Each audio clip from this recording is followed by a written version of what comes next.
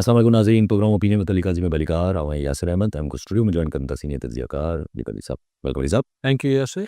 अली साहब 27वीं तरमीम थी वई आहे, 27वीं तरमीम खां पोइ हुनजा असरात अचणु शुरू थी विया आहिनि, पर हाणे जेको इलेक्शन थिया उन खां पोइ बि हिकिड़ा डिफरेंट क़िस्म जा असरात महसूसु थियनि था पिया। छो जो पावर में त फ़र्क़ु अची वियो आहे न। 27वीं तरमीम खां पोइ कॉन्स्टिट्यूशन कोर्ट ठही वियो आहे, कॉन्स्टिट्यूशन कोर्ट जेको आहे उहो फ़ैसिला ॾींदी थी वञे, जजिस जो बि जेको मसइलो हुयो ख़तमु थी वियो ट्रांसफर वारो। सुभाणे रिगिंग जो केस लॻल आहे, पोइ रिगिंग वारे केस में बि सलमान कमराजा साहिबु चवनि था त घटि में घटि असां वञी करे इहो त ॿुधाईंदासीं त भई असां छा मौक़िफ़ आहे। कारून जो सुभाणे केस लॻल आहे जंहिंमें मिनरल्स जो ऑटोमेटिकली हिकिड़ो पूरो दॻु ठही वेंदो अगरि को जेको आहे उहो सही इशारो ॾेई छॾे त इहे सभु पंहिंजी ॻाल्हि थिए, पर ॿिए तरफ़ इहो बि हले थो पियो भई इहे पीपल्स पार्टी जो जेको घटी वई आहे value in this power structure, छो जो हाणे त सिंपल मेजॉरिटी मुरली वटि मौजूदु आहे, त पोइ छा गवर्नर, छा सदर, इहे सवाल सन। जी ही जेको 27वीं आईनी तरमीम ऐं पोइ जीअं तव्हां ज़िमनी चूंडनि जो हवालो ॾिनो त इहे शयूं ईअं न आहे त को ओचितियूं थियूं आहिनि। इहे ॻाल्हियूं हलियूं पिए त पीपल्स पार्टी खे विद द प्रोसेस आस्ते आस्ते हुन ते इनसारी ऐं हुनजी जेकी डिपेंडेंसी आहे उहो घटि कबी, हुन ते रिलाए न कबो।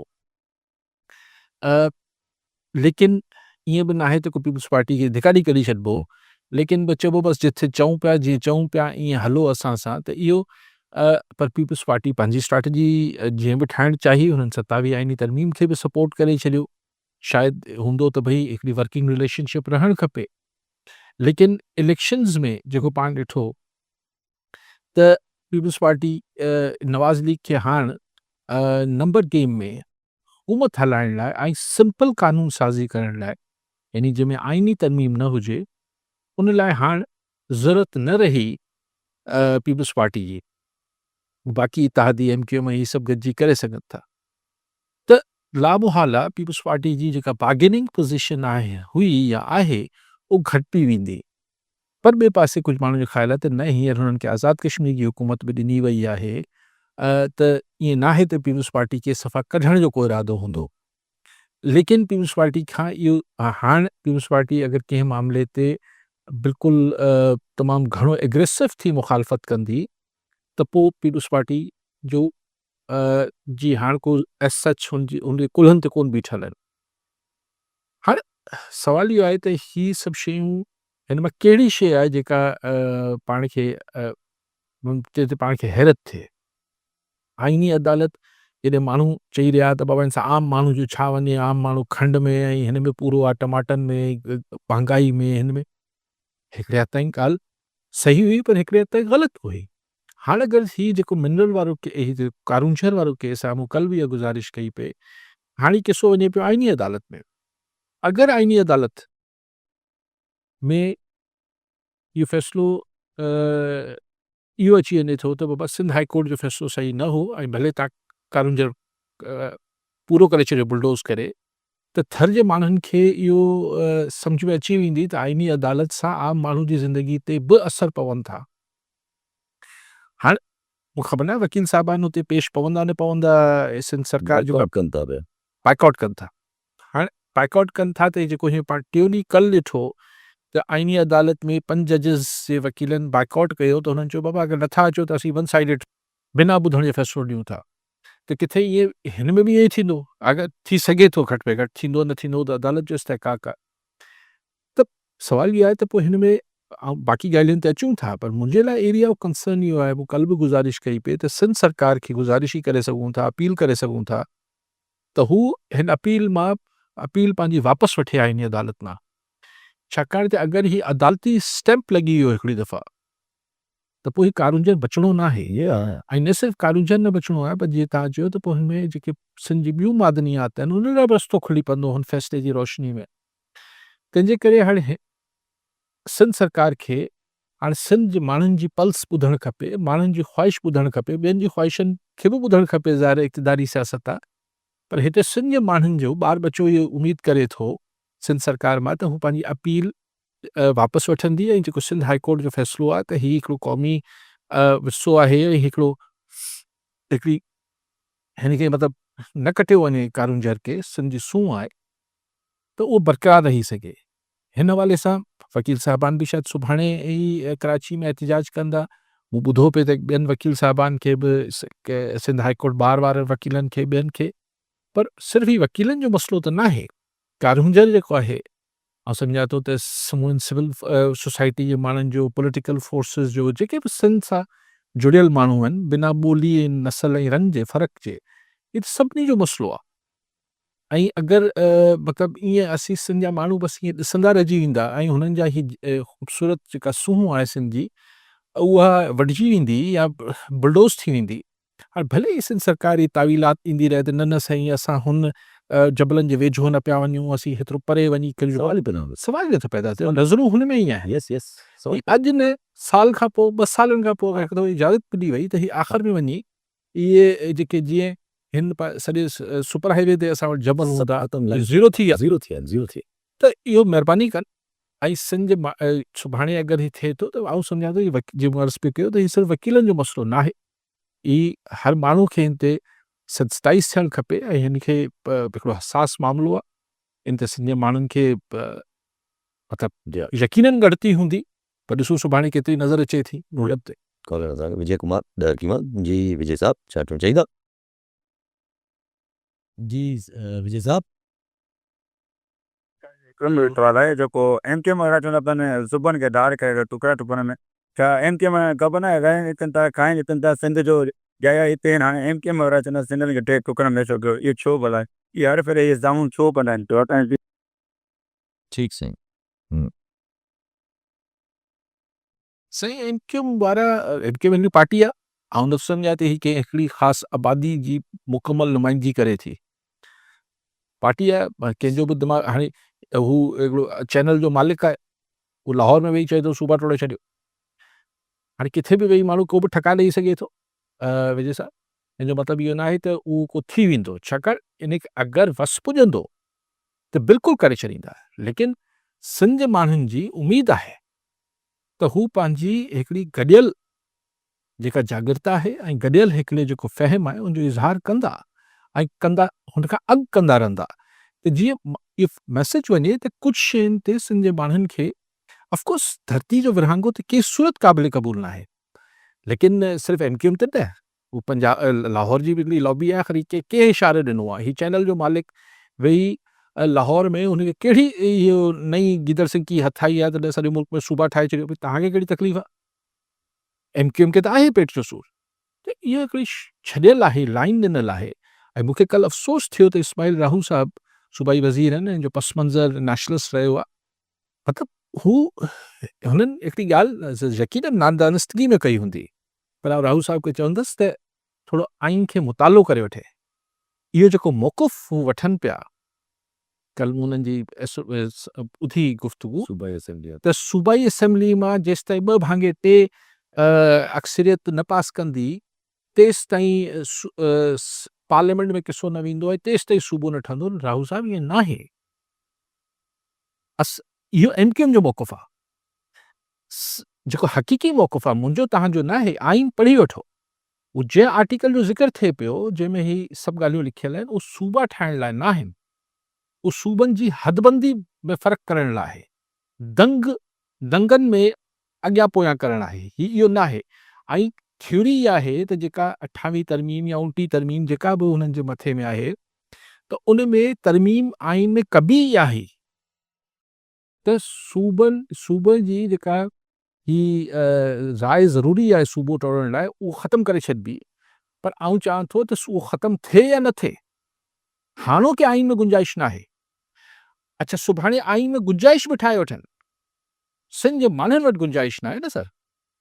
आख़िर इहो छो न सम्झियो वञे? आइन में अवल त ही आइनी जेको जवाज़ राहू साहब ॿुधायो, इहो को जवाज़ न आहे, लेकिन आउं चाहियां थो इहो जवाज़ आहे या न आहे, सिंध जे माण्हुनि खे कंहिं सूरत क़ाबिल क़बूल न आहे। ऐं बहरहाल अॼोके 73 जी आइन जेतिरी जहिड़ी बि हालत में अॼु मौजूदु आहे, उन में बि गुंजाइश न आहे।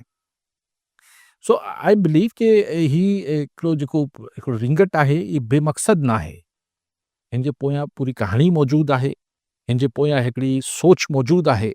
ऐं सिंध जा माण्हू हिन मामले ते इंतिहाई सेंसिटिव आहिनि, बसि पाण गॾु छा थियो? मैंने हिकिड़ो सुवाल आहे, कॉलर वठियो, इकराम ख़ासकली मातलीमा जी। ख़ासकली साहब छा चवणु चाहींदा? सलाम साईं। वालेकुम सलाम। साईं काली साहब खां तर्जु वठंदुसि त कुझु टाइम पहिरियां मूं काली साहब खे अर्ज़ु कयो हो त असां एज़ ए सिंधी या एज़ ए मतिलबु हिते पाकिस्तान जे अंदरि असां मेन स्ट्रीम जे अंदरि रियासत जे अंदरि असांजी जेको वजूदु आहे उहो हाणे माना उहो न रहियो जेको के टाइम में हूंदो हो। ताज़ो लाहौर वारी जेका इलेक्शन आहे या जेकी पंजाब वारी इलेक्शन जेका बि थी आहे उन में फिटुनि खां पोइ नून लीग जी जेका पोज़ीशन आहे उहा बहितर थी वई आहे। जॾहिं त पीपल्स पार्टी जी हाणे उन्हनि खे सादी अखिरत मिली चुकी आहे, मतिलबु हाणे हुननि खे ज़रूरत कोन्हे। हुननि खे थी सघे थो लेजिस्लेशन जे अंदरि हुननि खे ज़रूरत पए, पर जीअं ज़रूरत हुननि खे पहिरीं हुई ईअं ज़रूरत हाणे हुननि खे कोन्हे। त हाणे काली साहब छा ॾिसनि पिया, छाकाणि त ॾिसो हाणे उहे इशूज़ जंहिं ते 90 या 95 जे अंदरि ॻाल्हाइणी हिकिड़ी वॾी ॻाल्हि हूंदी हुई, उहे हाणे उहो बाक़ाइदे उन ते ॻाल्हि बि हले पई ऐं थिए बि पियो। त इहो सूबे वारी ॻाल्हि बि जेका काली साहब कनि पिया त माना जंहिं हिसाब सां असां वञूं पिया काली साहब छा सम्झनि था त इहो जल्दी इहो असां ॾिसण वारा त कोन आहियूं। महिरबानी साईं। ठीकु साईं। तव्हांजे ज़हन में को सवाल हो? हा, मां चयो इन सां ई रिलेटेड आहे, इंट्रस्टिंग थोरो ॻाल्हि ज़हन में अचे थी त ॻाल्हियूं वञनि थियूं त सूबे खे टोड़ण जूं ऐं ज़ाहिर आहे प्रॉब्ली केपी में रेजिस्टेंस अचे न अचे बलुचिस्तान में अचे, सिंध जी त हिकिड़ी कंफर्म आहे त भई रेजिस्टेंस हिन मामले ते त हिकिड़ी अचणी आहे, केनाल जे हवाले सां हुजे या इहो सभु कुझु आहे न थिएव। कल बि पाण थोरो हल्को फुल्को डिस्कस कयो जेको इंडियन डिफेंस मिनिस्टर जेको कॉमेंट ॾिनो, उहो कॉमेंट ऐं हे हालात थोरो ॻाल्हि सम्झ में नथी अचे। न ॾिसो, आउं त हुन ॻाल्हि खे अलॻि रखां थो, इहा सभु हू त ज़ाहिर आहे तव्हांजा हिकिड़ा दुश्मन मुल्क आहिनि, ज़ाहिर आहे ठीकु आहे। ख़ुदि इंस्टिगेट हू तव्हांखे कीअं इंस्टिगेट कनि था, कीअं तव्हां वटि हिकिड़ो माहौल ठाहिणु चाहिनि था, कीअं तव्हांजी पर असांजी अथॉरिटीज़ खे असांजे जेको कर्ता धर्ता आहिनि हुननि खे इहो ॾिसणु खपे त हिन अहिड़े बयान जे पोयां हुननि जो मक़सदु छा आहे। ईअं असां मतिलबु हुन मां को ॻाल्हि ॻोल्हण जी ज़रूरत न आहे त हिन खे कुझु जवाज़ ठाहिण जी ज़रूरत न आहे। आउं ईअं सम्झां थो सिंध जा माण्हू अञा ताईं अहिड़ी का शइ सिंध में मौजूदु न आहे, ठीकु आहे, एलिमेंट हुजे थो उहो जिथे किथे हुजे थो, पर अगरि हालात ॾिसो बेसिकली हू जो तंग नज़र हिकिड़ी हिंदुआता जी मेंटालिटी रखंदड़ बीजेपी जी वज़ीर जी बयान सां सिंध जे माण्हुनि खे कहिड़ो असरु पइजी वियो, को बि न, मतिलबु ज़ाहिर हुन सां को बि अटैचमेंट या को हू न, लेकिन हीअ जेकी सिचुएशन क्रिएट थींदी आहे उहो ऑलरेडी ॿिनि सूबनि में तव्हां वटि मौजूदु आहे। यस, ठीकु आहे, मूंखे सिर्फ़ु इहो आहे त आई थिंक द रैशनैलिटी जेका आहे उहो प्रिवेल करणु खपे। हिकिड़ी ॻाल्हि खे मुल्क जी जेके हालतूं आहिनि हर लिहाज़ खां मथां वरी अगरि हिकिड़ी अगरि कंहिंजे मथे में वेही वई आहे ॻाल्हि त सूबा ठाहिण खां बिना मुल्क हलंदो न, पर हासिलु छा था करणु चाहियो, हिन सवाइ नफ़रत जे, सवाइ हिकिड़ी अफेर जे, सवाइ हिकिड़े इंतिशार जे ॿियो त कुझु बि हासिलु न थींदो। ख़ासि करे साहब ॾिसो सिंध जे माण्हुनि खे हाणे उहो ओतिरी अहमियत न आहे, सभु मुराद छा आहे। असां वन मैन वन वोट 1970 में ॾिठो, हुन खां त पाकिस्तान में वन मैन वन वोट न हो, उनखां पोइ ईस्ट पाकिस्तान टुटी पियो, ठीकु आहे। हाणे बाक़ी मांदा जेको पाकिस्तान हो उन में इतफ़ाक़ सां जेको लीडर बाक़ी मांदा वेस्ट पाकिस्तान जो लीडर हो ज़ुल्फ़िकार अली भुट्टो, हू सिंधी हो, सिंध सां ताल्लुक़ हो, हू पंजाब में हुनखे वधीक अक्सरियत हासिल हुई, हू पंजाब जो बि ओतिरो ई लीडर हो जेतिरो सिंध जो हो, सिंध जो शायदि घटि बि हुजे, सिंध जो थोरो घटि बि हो शुरू में, पोइ बाद में पोइ बहरहाल जेको थियो पोइ हुनखे असैसिनेट करे छॾियूं, हुनजो हिकिड़ो सिंध जे लाइ हिकिड़ो तासुरु वियो, छाकाणि एस्टाब्लिशमेंट ज़िया जी जेका आहे उहो हुन इहो कयो हो, पोइ डिघी कहाणी पोइ 83 जी मूवमेंट, हुन खां वधीक 83 जी मूवमेंट माण्हुनि खे एतिरो जेतिरो ज़ुल्म ज़्यादती थी, सो मुख़्तलिफ़ तकड़ में पोइ MQM ठाही वई, पोइ हीउ थियो, पोइ हू थियो, पोइ हू थियो, पोइ बि peoples party relevant in Sindh जा माण्हू तव्हां पीपल्स पार्टी सिंध, छाकाणि त पीपल्स पार्टी रेलेवेंट हुई त सिंध जा माण्हू पंहिंजे पाण खे रेलेवेंट फील कंदा। पर तव्हां मूंखे ॿुधायो त अगरि पाण वन मैन वन वोट जी ॻाल्हि कयूं था, ॾिसो रियलिस्टिक थियण जी ॻाल्हि आहे न, हिन में कहिड़ी अजीब ॻाल्हि आहे त अगरि असांजो प्राइम मिनिस्टर सिंधी न हूंदो त सिंध जे माण्हुनि खे अहसास महरूमी थी वेंदो, छो थी वेंदो ऐं छो थियणु छो खपे। अगरि ही मुल्क फज़ीलत सां हलाइजे त अहिड़ी तरमीम खां पोइ तव्हांजो प्राइम मिनिस्टर आहे न आहे त 4 माण्हुनि खे हुते पोस्टिंगूं मिली वेंदियूं, ॿियो त कुझु कोन थींदो भई, ऐं वञी तव्हांजा हितां जा माण्हू हुते जे सरकारी घरनि में प्राइम मिनिस्टर हाउस में या हुते रही सघंदा, सरकारी गाॾियूं हलाए वठंदा, ॿियो छा आम माण्हू खे छा मिलंदो आहे। जेको ॾेई सघे थी, उहो संद सरकार ॾेई सघे थी। ऐं लोकल गवर्नमेंट। ठीकु आहे। त उहो अॼु बि तव्हां हुते रेलेवेंट आहियो, त इहो छो ज़रूरी आहे? हिन सां छा आऊं इहो अक्सर मूंसां माण्हू ॻाल्हाईंदा, आऊं चवंदो भई कहिड़ो फ़र्क़ु पइजी वेंदो? असांजे माण्हुनि जा जेके 95% मसाइल आहिनि, उहे सिंध गवर्नमेंट सां जुड़ियल आहिनि। असीं उहो हल करे वठूं त सिंध जा माण्हू गुले गुज़ार थी वञनि। अगरि सिंध गुले गुज़ार थियणी आहे त सिंध जी गवर्नेंस जे करे थियणी आहे। ऐं सिंध गवर्नमेंट अहिड़ी हुजे जेको फेडरल गवर्नमेंट या फेडरल ही जेके फरमाइशूं आहिनि हिननि जे साम्हूं कंसीड न करे, ही छो कानून जा टोड़ण ॾिजे? जी हा। ठीकु आहे। अहिड़ा ॿिया खोड़ मामलात अगरि तव्हां कंसीड नथा कयो, मतिलबु केपी जो वज़ीर आज़म न थींदो त केपी में छा एहसास महरूमी थी वियो? केपी जो वज़ीर आज़म शायरी करे थियो हुजे, अयूब खान थियो, बाक़ी त केपी जो पठाण त करे मूंखे यादि नथो पए को थियो त हे हाणे इमरान खान पठान जे टाइप आहे कान जे न आहे। आउं सम्झां थो उहो पंजाबी आहे। लेकिन हैवन सेड दिस, इहो पाण खे छो सिंध जे माण्हुनि खे इहो छो ख़फ़ो हुजणु खपे त प्राइम मिनिस्टर असांजो न हूंदो त असां वटि सिंध में एतिरी गवर्नेंस हुजणु खपे, एतिरो मेरिट ऐं एतिरी रिलीफ ऐं एतिरो बसि तव्हांजी हॉस्पिटल्स केरु थो ठीकु करे सघे? यस। सिंध सरकार। तव्हांजे स्कूल केरु थो ठीकु करे सघे? एजुकेशन केरु थो ठीकु, लॉ एंड ऑर्डर केरु थो ठीकु करे सघे? इरिगेशन केरु थो ठीकु करे सघे? रेवेन्यू केरु थो ठीकु करे सघे? करप्शन केरु थो ठीकु करे सघे? फेडरल प्राइम मिनिस्टर कंदो छा? सिंध सरकार कंदो। अब्दुल गफूर काके पुट आप जी काके पुट साहब छा चवणु चाहींदा?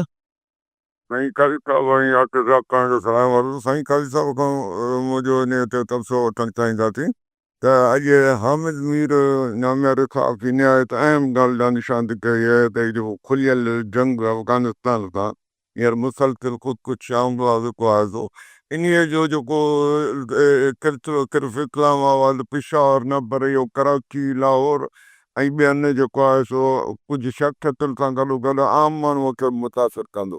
त मुंहिंजो सुवाल तव्हां खां इहो आहे कि जेको आहे सो सभ खां इलीगल वधीक जेको आहे सो अफ़गानी सिंध में आहिनि, त वफ़ाक़ सां गॾोगॾु सिंध हुकूमत खे बि असां वटि जेके अंदरि उन्हनि जा जो सहूलियतकार आहिनि उन्हनि ते नज़र रखणी पवंदी। इन ते तबसरो कंदा, महिरबानी। ठीकु आहे साईं। बिल्कुलु उन में त को ॿ राया न आहिनि काके पुट साहब, त नज़र त रखणु खपे। सरकार जो कमु आहे, सिंध सरकार जो बि ओतिरो ई कमु आहे, सिर्फ़ु फेडरल इंटेलिजेंस एजेंसी जो कमु न आहे, असां जो कमु आहे। बिल्कुलु सही ॻाल्हि। अच्छा पंहिंजी ॻाल्हि जेका हले भई त हाणे ज़ाहिर आहे कल्ह सोहेल वड़ा साहब हिकिड़े प्रोग्राम में सोहेल वड़ा साहब चवनि था त भई इस्टेब्लिशमेंट जो हिन जेको कॉन्सेप्ट अची वियो आहे उहो ॾाढो हार्ड क़िस्म जो कॉन्सेप्ट अची वियो आहे ऐं कंहिं बि क़िस्म जी ना जी गुंजाइश नाहे रही। ऐं ॿी ॻाल्हि जेका कनि था त पिया त हिन वक़्तु जेको माण्हू चवनि था पिया त इमरान खान साहब जी तरफ या चाहिए इस वक्त अगर इमरान खान साहब भी लचक दिखा दें तब भी इमरान खान साहब से मामला तय बनेंगे। देखिए बात यह है कि खान साहब से मामलात छाते ठहनि, आऊं बार बार चवां थो ख़ान खे छा खपे, स्टैब्लिशमेंट खे ख़ान खां छा खपे। ॻाल्हि त इहा आहे न, ॾिसो पाण ॿई न पिया ठहूं, ही कैमरा में चयो साईं नथा ठहनि यासिर ऐं अली, को रीज़न हूंदा ज़ाहिर आहे। त यासिर कुझु डिमांड एक्सपेक्ट करे रहियो हूंदो, आउं कुझु एक्सपेक्ट करे रहियो हूंदुसि। हाणे ज़ाहिरी तरह छा थींदो आहे? ज़ाहिरी तरह माज़ी में स्टैब्लिशमेंट खां रिलीफ अगरि मिलियो कंहिं पॉलिटिशियन खे वॾे लेवल जे स्केल, नंढा वॾा नथो ॻाल्हायां, वॾे लेवल ते, छाकाणि त ZAB खे तफ़ाई ॾेई छॾियूं, त पोइ उहो लीडर अचे थो नवाज़ शरीफ़ साहब, जिन ॿिनि दफ़ा ॿिनि मौक़नि ते स्टैब्लिशमेंट खां रिलीफ वरितो, हिकिड़ो दफ़ो मुशर्रफ जे दौर में, हिकिड़ो दफ़ो ख़ान जे दौर में, जॾहिं इलेक्ट्रिक्स घटि थिया ऐं साईं ॿाहिरि हलियो। ॿिन्ही दफ़ा अगरि रिलीफ वरितो वॾे स्केल ते त नवाज़ शरीफ़ वरितो। त हुन छा रिलीफ कीअं वरितो? हुन छा हासिलु कयो? हुन पंहिंजी आज़ादी हासिलु कई। मियां साहब मोट में छा ॾिनई? टाइम। त बाबा ठीकु आहे, तव्हां हलायो, वञा थो। ठीकु आहे, विन विन सिचुएशन थी वई न ॿिन्ही लाइ। मतिलबु विन विन न थी, लेकिन मतिलबु ईअं महसूसु कयो मियां साहब त ईअं ठीकु आहे, जहिड़ा हूंदा छा चइबो आहे त जी आहे त जहान आहे, अलाए छा ईअं चइबो आहे न, मतिलबु हयाती आहे त जहान बि आहे, पोइ पिया सियासत कंदासीं। And he prove to be right. कुझु माण्हुनि जो ख़्यालु आहे त भुट्टो साहब खे बि हलियो वञणु खपे हा। ठीकु आहे। ऐं हिन लाइ मूंखे बि इहो ॿुधायो, खर साहब हुन ग़ुलाम उस्ताद खर मूंखे पाण ॿुधायो त हू मीटिंग जेका ज़िया जे वेझे जनरल सां अरेंज कराई, हू ग़ुलाम उस्ताद खर कराई। ऐं भुट्टो साहिब हुते वियो पर न वर्कआउट थियो जेको बि थियो। सो रिलीफ कंहिं वरितो, मियां नवाज़ शरीफ़ सां वरितो ऐं हुननि स्टैब्लिशमेंट खे उन महिल इहो खपंदो त हाणे ठीकु आहे हलियो वञे थो, बसि ॻाल्हि ख़तमु थिए। हाणे हिते बि छा आहे, ख़ान खे रिलीफ खपे, पंहिंजी आज़ादी खपे, अच्छा तव्हांखे ॾियूं था, वोट बि हू चवनि था माठ करे वेही रहो। हिन खे त इहो बि चयो वियो त तूं बनी ॻाल्हि में वेही रहो। हा बाक़ाइदा हिन खे ख़ान साहिब खे त इहो बि न चयो वियो त तूं ॿाहिरि वञ। ख़ान साहिब चयो न, ऐं हितां निकिरंदुसि त सिधो रोडनि ते न मतिलबु मूंखे कुर्सी ॾियो, उहे कंपेन कंदुसि इलेक्शन करायो ऐं पावर में ईंदुसि। इहो कीअं थिए, इहो कीअं थिए? सो अॼु बि हीअ जेका भले वड़ाइच साहब मूंखां वधीक कनेक्टेड सहाफ़ी आहे, लाहौर इस्लामाबाद में वेठल आहे, पर मुंहिंजो कॉमन सेंस इहो चए थो एतिरी ॻाल्हि अॼु बि ख़ान जी मञी वठंदा, पर ख़ान अगरि 2.5 साल न मञियो आहे त हाणे छो मञंदो? हा ज़ाहिर आहे हू होॾा को लचक जी का ॻाल्हि ई कोन्हे, पर सभु हाणे जेकॾहिं ज़ाहिर आहे इहा ई सोच होॾे त हलंदी रहंदी, पर जेको बक़ाया ॻाल्हियूं आहिनि आफ्टर द कॉन्स्टिट्यूशन कोर्ट ऐं इहो सभु कुझु ज़ाहिर जॾहिं चवनि था त हिकिड़ी हार्ड सोच आहे, हार्ड स्टेट आहे, त पोइ हू खदशा इहे सॼा उभरनि था न। पोइ त हिकु जीअं हाणे अगरि नंढिड़ो ई मिसाल वठिजे कारूंजर जो, त जीअं अगरि जो ओके थी थो वञे या हिकिड़ो करार ॾिनो थो वञे त पोइ सुभाणे बोर्ड वग़ैरह का रिवर जे हवाले सां का किनार जे हवाले सां उहे बि त अप्रूवल थी ईंदा न उन्हनि सभिनी शयुनि जा।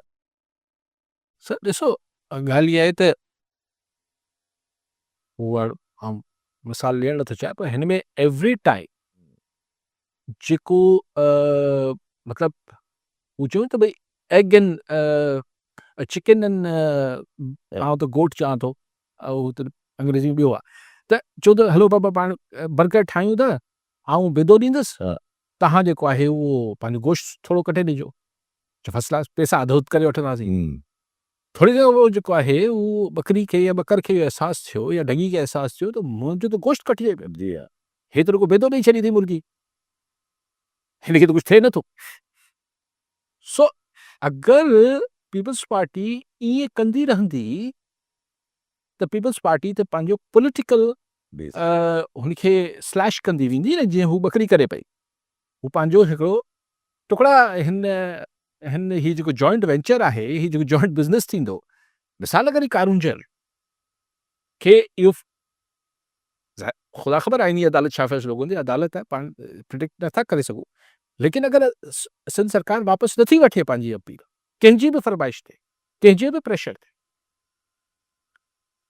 ऐं हीउ थींदो त हिन पॉलिटिकल इम्पैक्ट कंहिं ते ईंदो? ज़ाहिर आहे जी हा हे त अचिणो ज़ाहिर पीपल्स पार्टी ते। ज़ाहिर आहे 27 आईनी तरमीम जो जेतोणीकि हिन सां अञा माण्हुनि खे अञा इहो अंदाज़ो न आहे त सिधी रीति कीअं मुतासिर थींदा, पर जेतिरी बि नेगेटिविटी आहे हिन जो पॉलिटिकल रिपरकशन जेको आहे, सियासी असरात जेके आहिनि उहो त पीपल्स पार्टी ते अचनि था न, बाक़ी कंहिं करायो छा करायो उहो त हुननि जी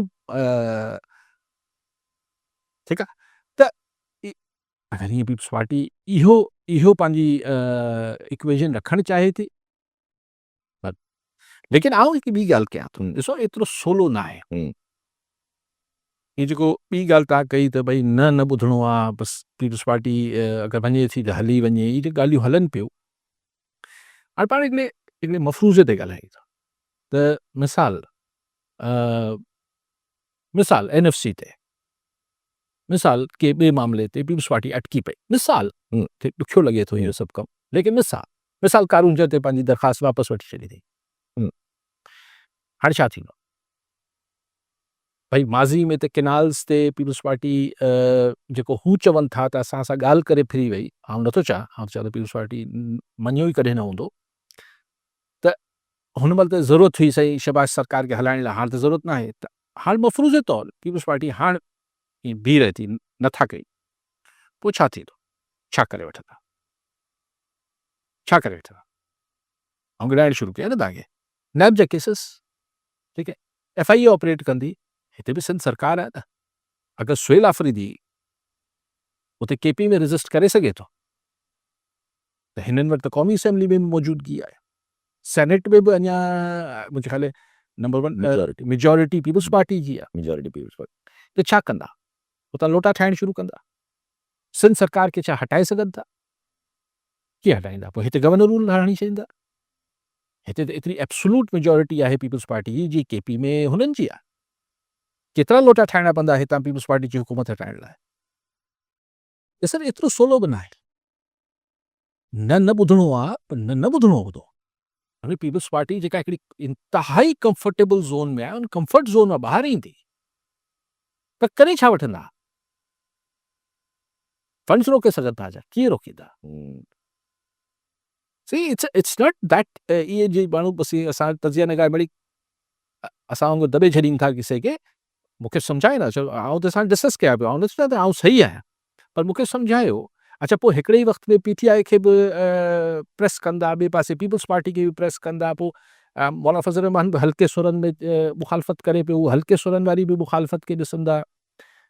लॉ एंड ऑर्डर सिचुएशन आहे। पोइ ज़ाहिर जीअं पीटीआई जी ॿाहिरि लॉबी आहे इंटरनेशनल, ईअं पीपल्स पार्टी बि जा बि वॉशिंगटन में, त इहे सभु शयूं बसि अवामी रेजिस्टेंस छाकाणि त न अवामी रेजिस्टेंस त ख़ैर पीपल्स पार्टी कोन पर न जनरली अगरि जे अहिड़नि इशूज़ में हथ विधा एग्ज़ैक्ट। त आउं इहा ई ॻाल्हि पियो कयां त इहे सवलो न आहे। जी हीउ जेको तज़ियो थिए पियो, बसि हाणे पीपल्स पार्टी जी सिर्फ़ु नंबर गेम में त ज़रूरत न रही आहे, पर ईअं पोइ शहबाज शरीफ़ साहिब एमक्यूएम जे सहारे इमरान ख़ान वांगुरु हलंदो छा? कल्याण सां इमरान ख़ान सां गॾु घणो कुझु हुयो, पोइ बि इब्राहिम खलील जतोई शिकारपुर मां। जी जतोई साहब, छा चवंदा? अस्सलाम वालेकुम। जी वालेकुम सलाम साईं। अली क़ारी साहब खे असांजो सलाम। जी वालेकुम। सर, सुवाल इहो आहे त असांजे शिकारपुर ज़िले में 1 जून ते हिकिड़ा 2 नौजवान जेके आहिनि शहीद कया पुलिस मुक़ाबले में, ऐं हुननि जो नालो हुयो मुर्तज़ा जतोई ऐं अमजद लोर। ऐं IG सिंध जेको आहे हुनजी हिकिड़ी कमेटी जोड़ी हुई, SP घोटकी, SP ख़ैरपुर ऐं DSP सिटी डी सकर। जी 18 SP समेत 18 आलकार जेके आहिनि उहे नामज़द कया हुया हिन मसइले में, ऐं हुननि जे ख़िलाफ़ु कार्रवाईअ लाइ लिखियो हुयो। जी ऐं हुन खां पोइ SP शिकारपुर जेको आहे मैडम इन त क़ाफ़िलो खणी मालकनि ॾे वियो, वारसनि ॾे, त भाउ असांखे माफ़ु कयो। ऐं हुन खां पोइ पेशरफ़्त हिकिड़ी थी त 16 आलकारनि जे ख़िलाफ़ु जेको आहे हुननि डिपार्टमेंट ते कार्रवाई कई हुई, उन्हनि खे डिसमिस फ्रॉम सर्विस कयो हुयो। हाणे इन खे उहे आलकार मेड़ा कंदा रहिया आहिनि। हाणे उनखे 3 महीना थिया आहिनि, उहे आलकार डिसमिस फ्रॉम सर्विस हूंदे पघारूं खणी रहिया आहिनि। जी त इन में तव्हां सचाई केतिरी ॾिसो था? महकमाती कार्रवाई थियण बावजूदि उन्हनि आलकारनि हे कहिड़े कानून तहत जी ठीकु साईं। जतिन साहब, कानूनी तरह जेसिताईं मुंहिंजी अकुल कमु करे थी त उहो डिसमिस न थिया हूंदा, सस्पेंड थिया हूंदा। अगरि डिसमिस थी विया आहिनि पोइ त पघार नथी मिले, वो सब बंदि, हर शइ बंदि। पर अगरि सस्पेंड थियल आहिनि त पघारूं मिलंदियूं रहंदियूं। पर मूं त ॿुधो त मेड़ में पोइ उन्हनि खे आख़िर में चयूं त हिकिड़ो मोट मिली हुई, मूंखे साईं घणी ख़बर न आहे। पर इहो अगरि सवाल तव्हांजो कानून आयो, वरी कानूनी माण्हू ई जवाबु ॾेई सघे त डिसमिस खे त पघार नथी मिली सघे, पर सस्पेंड हूंदा त हुननि खे मिलंदी रहंदी। इहे बि थिया सस्पेंड, न त हिते त किथे पाकिस्तान में को एक्स्ट्रा जुडिशियल किलिंग ते कई अलाए केतिरा थियनि था। अलाए केतिरा के छॾाई था, वीडियो वर्जन थी, पोइ बि कुझु नथो थिए। अच्छा, पंहिंजी अॻिते हलूं। अगरि जे हाणे अफ़गानिस्तान जे हवाले सां थोरो वरी कशीदगी जेका आहे डेवलप करे थी, ज़ाहिर आहे हिकु अटैक थियो कल्ह पाकिस्तान में पेशावर में FC हेडक्वार्टर ते 3 अफ़गानी हुया, मारिजी विया। नाला वाला हुननि जी त पूरी हिकिड़ी मूवमेंट बि हाणे ॿुधाए छॾी आहे त कीअं मूवमेंट थी, छा थियो छा न थियो। पर अफ़गानिस्तान कल्ह खां इल्ज़ाम हणे थो उते को सिविलियन कैजुअलिटीज़ कोई अटैक वग़ैरह थिया आहिनि या छा थियो आहे, त हुते हू चवनि था त पाकिस्तान जेको आहे उहो असांजे मथां अटैक थियो आहे, जंहिंमें पाकिस्तान क्लियरली डिनाए करे थो पियो त न, इहो असांजो को तालुक़ु न आहे, असां अगरि कंदा बि आहियूं त असां ॿुधाए करे कंदा आहियूं। जीअं DJI स्पेयर बि चयो त असीं पाकिस्तान हमलो कंदो आहे त उहो ॿुधाए कंदो आहे, ईअं लिख छुप न कंदो आहे। ॾिसो, लेकिन सुवाल इहो आहे त अफ़गानिस्तान ऐं पाकिस्तान जी जेका ही आहे मामिलो, इहो इंडिया पाकिस्तान वांगुरु त नथो थी सघे न, त हुतां बि जहाज़ अचनि, हुतां बि ड्रोन अचनि, असांजा बि जहाज़ वञनि, हुतां असांजा बि ड्रोन्स वञनि। हिकिड़ी जीअं हिकिड़ी वॉरफेयर थींदी आहे, बिल्कुलु हिकिड़ी ॿिन्ही पासनि खां जेके फोर्सिस विढ़ंदियूं आहिनि। अफ़गानिस्तान में त इहो ई थियणो हो न, त अफ़गानिस्तान असांजी दहशतगर्दी जे ज़रिए हमला कंदो ऐं असीं हुनखे हुनजा टारगेट्स हिट कंदासीं, त अफ़गानिस्तान कहिड़ी भुल में आहे? ही छा इल्ज़ाम हणे पियो? हाणे मूंखे ख़बर न आहे सिविलियंस आहिनि केरु आहिनि, उहो त ख़ुदा ख़बर आहे, असां तरदीद बि कयूं पिया। पर मूंखे हाणे हिन वाक़े जी नथो ॻाल्हि कयां, पर पाकिस्तान वटि चॉइस छा था छॾीनि? पोइ अञा इहो रोइणु अलॻि आहे त बाबा ट्रेड शुरू कयो, वापारु शुरू कयो, भई छा था कयो? यानी उन्हनि जेके 5000 6000 जेके TTP जा माण्हू आहिनि उन्हनि खे न रोकींदो। उहो तव्हांजा मिट माइट आहिनि, हाणे अलाए शादियूं करे वेठा आहियो, छा करे वेठा आहियो, त उन्हनि खे न रोकींदो। अफ़गान तालिबान बि कमाल पिया कनि न। कल्ह फ़ैसिलो कयो अथऊं त असां हाणे जेको आहे उहो 4 ॿार तां अफ़गान ट्रांज़िट कंदासीं, कराची पोर्ट तां न कंदासीं। भले कनि, उनखे अगरि ईरान करणु ॾिए थो त उनखे त असीं नथा रोके सघूं, उहो त हाणे उनजी मर्ज़ी आहे। अगरि ईरान जेको आहे हिननि खे इहा फैसिलिटी ॾींदो अफ़गान्स खे, त पोइ अफ़गान्स जेको असांखे पग ॿधाए आहे उहे ईरान खे बि ॿधाए ॾींदा।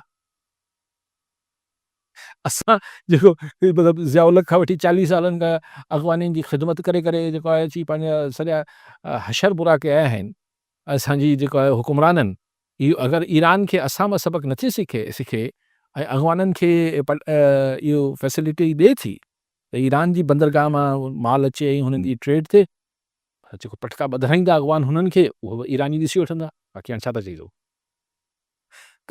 कल्ह इहो फ़ैसिलो कयो अथऊं, कल्ह ई असां वटि नेशनल सिक्योरिटी एडवाइज़र ईरान जो पाकिस्तान पहुतल आहे, मुलाक़ातूं जारी लॻो वेठी त कॉलर असांखे मोहम्मद हसन जरवार ॿिए प्रकाश मां जी जरवार साहब छा चाहींदा?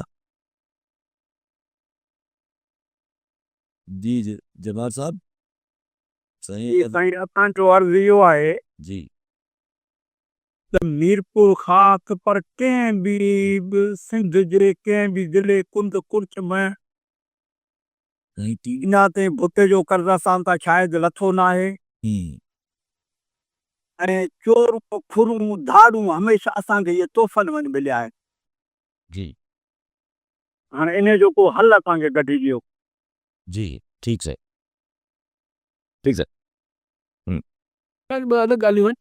हू हिकिड़ो सियासी बयानियो आहे, भुटे जो कर्ज़ ऐं हू सभु मामला। पर हाणे त पीपल्स पार्टी पंहिंजी कंपेन में चए कोन थी, उहो त पंहिंजा कर्ज़ ॿुधाए थी त भई असां तव्हांजे लाइ ही कयो, असां तव्हांजे लाइ ही कयो। हाणे त उहो पुराणी ॻाल्हि थी त भुटे साहिब जो कर्ज़ जे नाले ते वोट वठिजे थो, छाकाणि उहो जनरेशन बि हाणे थोरी रही आहे जेका भुटे साहिब जी कर्ज़ी हुजे।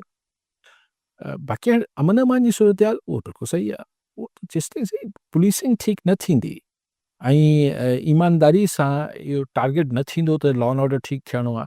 मिसाल मंशियात वारी ॻाल्हि वठो, सभु को रड़ियूं करे थो, हर को चए थो, इवन हाणे त सुप्रीम कोर्ट बि चयो हिन खे ANF खे तव्हांजो को फोरम न बचियो आहे जिथे इहा ॻाल्हि न थींदी हुजे त बाबा मंशियात खे रोकियो, मंशियात तबाह करे पई, नस्लूं तबाह थी जो, अरबे खरबे रुपया आहिनि।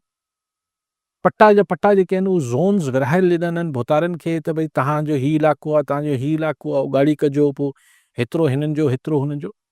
इहे खरबे रुपयनि मां बहिरे माण्हू हूंदा, इहे ॾिसो हिकिड़े धाड़ेल खां तव्हां चङाई जी उमेदु कंदो छा? इहे जेको मंशियात जो पैसो कमाए पियो या मंशियात फ़रोश आहे या मंशियात फ़रोशनि खे सपोर्ट करे पियो, उनखे तव्हां इहा उमेदु कयो हुनखे ठोस 50 लख करोड़ रुपयो डेली जो मिले पियो त दिमाग़ ख़राबु थी वञे थो। त करोड़ रुपयो कहिड़े धंधे में तव्हां रोज़ कमाए सघो था? वॾे वॾे टेक्सटाइल मिल में जेको आहे 30 करोड़ रुपया महीनो कमाए सघे थो छा? हिन धंधे में आहे एतिरो पैसो। तंहिंजे करे इहो सेम गोज़ फॉर करप्शन तॾहिं एग्ज़ैक्टली मतिलबु हिकिड़े जेको माण्हू दवाउनि जा पैसा खाई वञनि था या टेक्स्ट बुक बोर्ड मां जेको आहे हू किताबनि जा पैसा खाई वञनि था, तव्हां उमेदु कयो त यार हुनखे शर्म हया ईंदो त बाबा न कयूं हीअं आहे हीअं न, ही केरु या मुमकिन अच्छा। पर हाणे हिते हिकिड़ो सुवाल जेको कल्ह खां गर्दिश करे थो पियो, काफ़ी माण्हू हुनखे सुवाल ॿुधाइनि था त वंस हाणे जेको IMF इदारनि जे अंदरि ॻाल्हि करणु शुरू करे ॾिनी आहे त नैब त FIA त इहे इट्स द बिगिनिंग माण्हू चवनि था, त पोइ इहे त वधंदो वेंदो, पोइ आईंदा अॻिते हली करे ॿियनि इदारनि ते बि ईंदो, पोइ इहा जेको ॻाल्हि हलंदी आहे पई त डिफेंस एक्सपेंडिचर ते ॻाल्हि थींदी, फ़ौज ते ॻाल्हि थींदी, पोइ उहो बि कंदो ज़रूरु थींदी। पाण ई हिकिड़ो हू इंटरनेशनल हिकिड़ो फोरम आहे जेको तव्हांखे पैसा ॾिए थो, तव्हां में एतिरी हौसलो नथो पैदा थिए जो तव्हां चई सघो इहो असांजो इंटरनल मामिलो आहे। उहो चवंदा अच्छा इंटरनल मामिलो आहे, ठीकु आहे, पर उहो पैसा असांखे इंटरनल मामलनि लाइ वठो था न, पोइ असीं पैसा नथा ॾियूं। सो असांखे उन्हनि खे ॿुधणो पवंदो, हुननि जी फरमाइशनि खे FATF खे न ॿुधोसीं छा? असां चयो थी असांजो इंटरनल मामिलो आहे, बाक़ी को उड़े छुड़ो चई छॾे उनजो ख़बरदार इहो असांजो इंटरनल मामिलो आहे। तव्हां यूरोपियन यूनियन खे कीअं चवंदो त जेका ह्यूमन राइट्स जी असां वटि सूरत हाल आहे या फ्रीडम ऑफ प्रेस जी सूरत हाल आहे या हीअ सभु मामला आहिनि, इहे असांजो इंटरनल मामिलो आहे, यूरोपियन यूनियन खे तव्हांखे चवंदो हू तव्हांखे जेको आहे उहो टैरिफ घटाए या मुफ़्त वारो टैरिफ में तव्हांजा माल यूरोपियन मंडी में विकामजे थो, so you can't say that. बाक़ी बाक़ी लाइ ठीकु आहे, ऐं मतिलबु ऐं को लोकल माण्हू चवंदो अवल त हुनखे ॿुधिबो कोन, जीअं छा आहे पिया चवनि त केरु थो ॿुधे। बाक़ी अगरि कुझु घणो चवंदो त पोइ हुन सां वरी ॿियो बंदोबस्तु थियो। ठीकु आहे, वरी नाज़रीन अॼु जो प्रोग्राम जो पूरो थियो, वरी मिलाईंदे प्रोग्राम में। धन्यवाद।